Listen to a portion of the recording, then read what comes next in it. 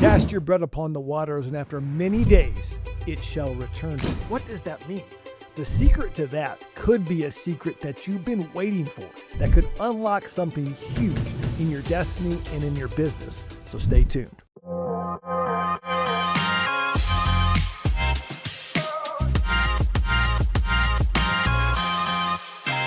Hey guys, I'm Jay Lehman. I am a licensed real estate agent here in Champaign, Illinois, but also I love to talk about kingdom principles in business. And I want to talk about Ecclesiastes, specifically Ecclesiastes 11. Now, the book of Ecclesiastes was written by Solomon, they think, at the end of his life. For those that don't know, Solomon was gifted wisdom. We believe that he was the wisest man other than Jesus ever to live, had knowledge about plants, had knowledge about animals, had knowledge about building. He was a great architect. But he gets to the end of his life and he's giving some snippets in Ecclesiastes about what he has learned through everything.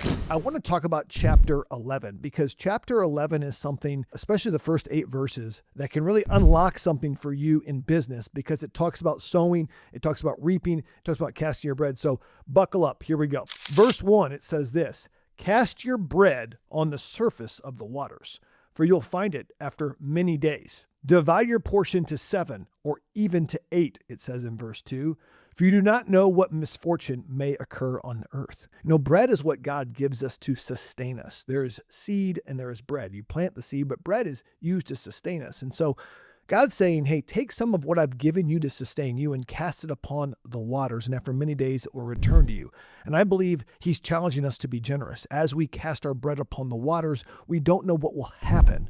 But what we do know is that it will be returned to us. I also love what he says is this. In verse 3, he goes on to say, if the clouds are full and they pour out rain upon the earth, and whether a tree falls toward the south or toward the north, wherever the tree falls, there it lies. He who watches the wind, verse 4, will not sow, and he who looks at the clouds will not reap. So if you're looking which way the wind is coming and you're trying to find out, oh, there's clouds here, AI is going to take my job, there's going to be an economic crash. The real estate market's going to go belly up. The Federal Reserve is going to do this. The mark of the beast is coming. There's all kinds of different things that you can be worried about. And there's never, in the natural, a perfect time to sow. There's always something that you could do. But God's saying, don't look in the natural. He says, don't look at the wind. Don't look at the clouds. Look at me. And when you look at me, go and sow. For when you sow, you will reap. It says, just as you do not know the path of the wind, or how bones are formed in the womb of a pregnant woman. He says, you don't know how bones are formed. You don't even know the wind. You are limited in your knowledge. So you do not know the activity of God who makes all things. God makes all things. You don't know how everything is made. You have to understand that and be in a state of humility to realize, okay, God is all knowing and I am not. So in verse 6, it continues. Solomon says this, sow your seed in the morning and do not be idle in the evening. For you do not know whether morning or evening sowing will succeed, or whether both of them alike will be good. I love this verse because I used to do sales calls, and maybe you're in sales, and I always think, what's the best time to call somebody?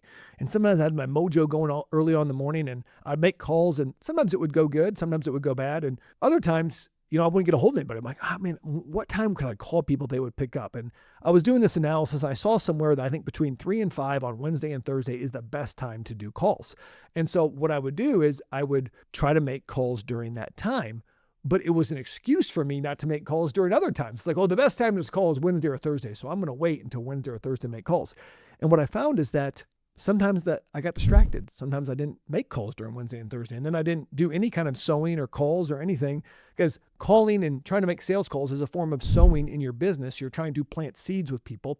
Sometimes I would never make calls. And so what I got from this verse is whatever you do it in the morning and the evening. Do not get caught up on timing.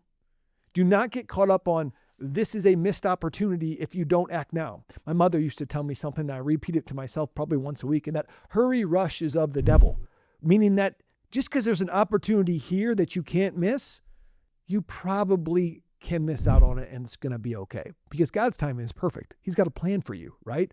You don't have to worry about AI taking your job or other things disrupting if you will follow God's plan. I believe if you're sowing in the evening and not looking at the clouds, not looking at the wind of all these distractions, wars, social unrest, politics, religion, scandals, the Middle East, COVID, whatever it may be, whatever distracts you, I want you to focus rather on sowing. When you focus on sowing, you will reap a harvest. Remember what Genesis 8:22 says. It says this, as the earth remains, seed time and harvest. This is a principle. This is law. I didn't make it up. God made it up. I'm just trying to follow his principles. And when we look at his principles, guys, we can find life. I love also in chapter 9, verse 10 of Ecclesiastes, it says, whatever your hand finds to do, do it with all your might. And so I challenge you, do it with all your might. Have you been waiting for the right time to do something? Comment below if that's you. Have you been waiting for the winds to change and for momentum to hit you and that you need momentum to take action? If it's you, change it up. Go out there and take action.